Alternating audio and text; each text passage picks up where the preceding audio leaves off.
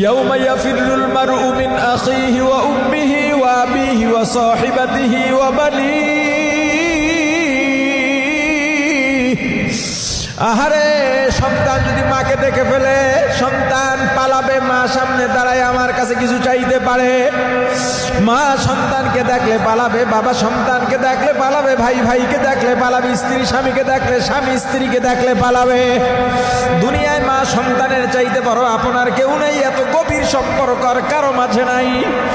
এই দুনিয়ার মধ্যে এত সম্পর্কের পরেও কিয়ামতের ময়দানে মার সন্তানের যদি দেখা হয়ে যায়, সন্তান অনুনয় বিনয় করে বলবে, মাগো আমি তোমার সন্তান, আমাকে একটা ন্যাক দাও, আমি আর সইতে পারি না। মা ডাক দেয়া বলবে, কে তুই, কিসের সন্তান, তোকে চিনি না। সন্তান ডাক দেয়া বলবে, মা কেমনে চিনলা না, আমি তোমার সন্তান, আমি অমুকের সন্তান, তোমার স্বামী অমুক আমার বাবা, যার জন্য তুমি রাত্র 3টা পর্যন্ত জাগ্রত থাকতে, খানা নিয়ে অপেক্ষা করতে, বাইরে থেকে ফিরলেই তুমি তাকে বাতাস করে দিতে, তাকে ঘুমানোর জন্য মাথার চুল টেনে দিতে, তার ব্যাপারে কেউ কিছু বললে তুমি ওর আগে অগ্নিশর্মা হয়ে যাইতা। মা জবাব দিয়া বলবে, কিসের সন্তান, কিসের স্বামী, আমার তো বিয়াই হয় নাই। আহারে কার জন্যে পাগল হইছ? নবীদের কাছে দৌড় দিবে। আহারে মুসা নবীর কাছে যাবে, মুসা নবী বলবে, আমি কিচ্ছু জানি না, নাফসি নাফসি। ইব্রাহিমের কাছে যাব, ইয়াকুলু ইব্রাহিমু খলিলুল্লাহ নাফসি নাফসি, ওয়া ইয়াকুলু ইসমাঈলু যাবিহুল্লাহ নাফসি নাফসি, ওয়া ইয়াকুলু ঈসা রূহুল্লাহ নাফসি নাফসি। কিয়ামতের ময়দানে কিসের পীর, কিসের মুরিদ, কিসের আলেম, কিসের শিক্ষিত, কিসের ডাক্তার, কিসের পুলিশ, কিসের প্রধানমন্ত্রী, কিসের রাষ্ট্রপতি, এই চেয়ারের কোনো দাম নাই, চেয়ারের কোনো দাম নাই, এই পদবীর কোনো দাম নাই। এই যে উঁচায় বইছি, তোমরা নিচায় বইছো, আপনারা নিচে আছেন, এতে কোনো দাম নাই, কোনো ব্যবধান নাই। কিয়ামতের ময়দানে সব সমান, কোনো লাভ নাই, এই অহংকারের কোনো দাম নাই, এই দামারকের কোনো দাম নাই, এই দাপটের কোনো দাম নাই, এই সম্পদের কোনো দাম নাই, এই ক্ষমতার কোনো দাম নাই।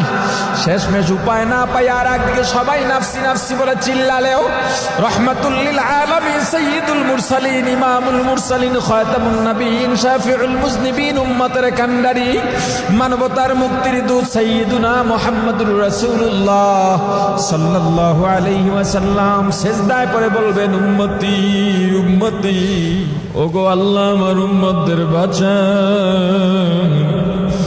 ওরে উম্মত, ওই মায়ার নবীরে চিনলি না, ওই মায়ার নবীরে মানলি না। ইন্তেকালের পরে সব নবীর আসমানে গেছেন, আমার রাসূল কিন্তু এখনো রওজায় শুইয়া উম্মতি উম্মতি বইলা কাঁদে।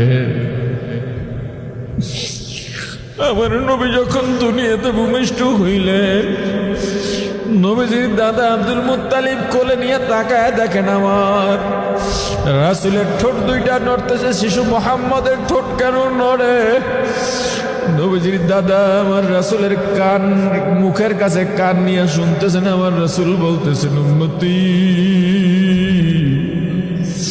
উম্মতি উম্মতি। আল্লাহ ডাক দেবেন, হে পয়গম্বর, আপনার মাথা উঠান, আপনার উম্মতদেরকে ডাক দেন, আপনার উম্মতের আগে কেউ জান্নাতে প্রবেশ করতে পারবে না। আমার নবী ডাক দিবেন, আয় উম্মতের আয় আয় আয়। দুনিয়াতে আমাকে দেখো নাই, ওলামায়ে কেরামের জবানে শুনে সুন্নাত ছাড়ো নাই, আমার রওজা জিয়ারতের জন্য পাগল হয়ে থাকতে রে উম্মত, টাকা পয়সা ছিল না, যাইতেও পারো না, আয় আজকে আয়। আল্লাহর আরশের নিচে, ছায়ার নিচে একটু অবস্থান কর, রোদ নাই, ঠান্ডা ঠান্ডা আরাম। আর হাউজে কাউসারের এক পেয়ালা পানি পান করাইয়া দিব, জীবনেও আর পানির পিপাসা লাগবে না। উম্মত রাসূলের ঘোষণা পাইয়া দৌড় দিবে, সব ছুটবে পঙ্গপালের মতো। প্রতিমধ্যে ফেরেশতারা বাধা দিবে, তোমরা যাইতে পারবে না, এই তোমরা যাইতে পারবে না, তোমরা যাইতে পারবে না। তারা বিকট চিৎকার দেবে, আকাশ পাতাল ভারী করে ফেলবে। ইয়া রাসূলুল্লাহ, ইয়া হাবিবাল্লাহ, দেখেন আমাদেরকে যাইতে দেয় না। আমার রাসূল বলবেন, ফেরেশতারা বাধা দিস না, আসতে দে। ফেরেশতারা বলবে, ইয়া রাসূলুল্লাহ, ইয়া হাবিবাল্লাহ, আপনি তো জানেন না আপনার ইন্তেকালের পর আপনার এই উম্মতেরা সুন্নত মানে নাই, সুন্নত মানে নাই। ওলামায়ে কেরাম এত বুঝাইছেন, হাতে পায়ে ধরে বুঝাইছেন, চোখের পানি ছেড়ে বুঝাইছেন, কিন্তু মানে নাই, বোঝে নাই, মানে নাই, বোঝে নাই, মানে নাই, বোঝে নাই। অনেকে তো আপনার নামে কটূক্তি করেছে। আহারে, যারা সুন্নত মেনেছে, সুন্নতি জামা পরেছে, টুপি দিয়েছে, দাড়ি রেখেছে, তাদেরকেও তিরস্কার করছে, দুনিয়াতে জায়গা দেয় নাই, অফিস আদালতে তাদেরকে মূল্যায়ন করে নাই। কারণ ওই খ্রিস্টানি পোশাক না পইরা গেলে মূল্যায়ন হয় নাই। অথচ মুসলমান ওর কর্মচারীদের নামাজের টাইমে নামাজ পড়তে দেয় নাই, নামাজে দাঁড়াইলে কইতে তাড়াতাড়ি করো, তাড়াতাড়ি করো। আহারে, আবার কইতে ছোট সুরা পইরা তাড়াতাড়ি চইলায়।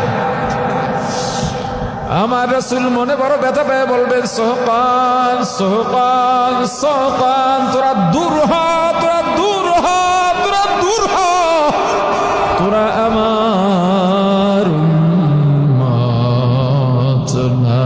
ওরে যুবক, আমিও তো তোর মতোই যুবক রে ভাই, তুই আমার কলিজার ভাই, তোকে কি দিয়া বুঝাইলে বুঝবি আমি জানি না রে ভাই। ওরে যুবক, আমার কি গান শুনতে মনে চায় না? আমি কি দাড়িটা কামাইলে আমাকে আরো জোয়ান মনে হবে, সেটা কি আমি বুঝি না? আল্লাহ যেই কণ্ঠ আমাকে দান করছেন, গান গাইয়া তো বড় দুনিয়ার লেভেলে বড় নাম কামাইতে পারতাম। ওরে যুবক, কিন্তু লক্ষ্য করে দেখছি কোনো লাভ নাই। এখনই মারা যাইতে পারি, মারা যাব, আর দুনিয়ার রং তামাশা, দুনিয়ার কেচ্ছা কাহিনী সব শেষ হয়ে যাবে। ওরে যুবক, কার মায়ায় পরে আজকে আমার রাসূলকে আঘাত দাও। ওই জান্নাত, ওই কিয়ামতের ময়দানে কঠিন সময় যদি হাউজে কাউসার পাইতে চাও, জান্নাতের গুনাগুণ অর্জন করা লাগবে কি লাগবে না? জান্নাত বড় শান্তির জায়গা। দুনিয়ায় যারা দুনিয়াবি কষ্ট সহ্য করেও আমার রাসূলকে মানবে, আল্লাহর বিধান মানবে, ইখলাসের সঙ্গে রাসূলের আদর্শ মেনে চলতে পারবে, তারা পরকালে জান্নাতই পাবে, জান্নাত পাবে, হাউজে কাউসারও পাবে। হাউজে কাউসার কি? হযরত আনাস রাদিয়াল্লাহু তাআলা আনহু বর্ণনা করেন, আমরা কিছু সাহাবী নবীজির সামনে বসা ছিলাম। নবীজি কাত হয়ে শুয়েছিলেন, চক্ষু বন্ধ ছিল, নবীজি ঘুমান নাই, কি যেন ধ্যান করতেছিলেন। আমরা বুঝতেছিলাম আমরা চুপচাপ বসে আছি। কিছুক্ষণ পর নবীজি উঠে বসলেন এবং মুস্কি হাসলেন। আমাদেরকে জিজ্ঞেস করলেন, সাহাবায়ে কেরাম, তোমরা জানো আমি হাসছি কেন? আমরা বলেছি, আল্লাহ ও আল্লাহর রাসূলই ভালো জানেন। নবীজি জবাব দিয়া বললেন, একটা সুসংবাদ আছে। কি আছে? এইমাত্র জিবরাইল এসেছিলেন, আল্লাহ রাব্বুল আলামিন আমার উপর একটা সূরা নাজিল করেছেন, ইন্না আ'তাইনাকাল কাউসার ফাসাল্লি লিরাব্বিকা ওয়ানহার ইন্না শানিআকা হুয়াল আবতার। আল্লাহ আমাকে হাউজে কাউসার দান করেছেন। হে সাহাবায়ে কেরাম, তোমরা জানো হাউজে কাউসার কি? সাহাবায়ে কেরাম আবারও জবাব দিলেন, আল্লাহ ও আল্লাহর রাসূলই ভালো জানেন। রাসূল বললেন, হাউজে কাউসার জান্নাতের একটা নহর। এটা মিরপুরের কোনো ময়লাযুক্ত ড্রেন নয়। হাউজে কাউসারের তলদেশ থেকে দুই ধার হীরা জহরাত মণি মুক্তার পাথর দিয়ে বাধাই করা থাকবে। একটা ধুলাকণাও থাকবে না, বালু ময়লাও থাকবে না। এই নহরের মধ্যে যেই শরবত থাকবে, যেই পানিও থাকবে, দুধের চাইতেও সাদা, মধুর চাইতেও মজাদার মিষ্টি। উপর থেকে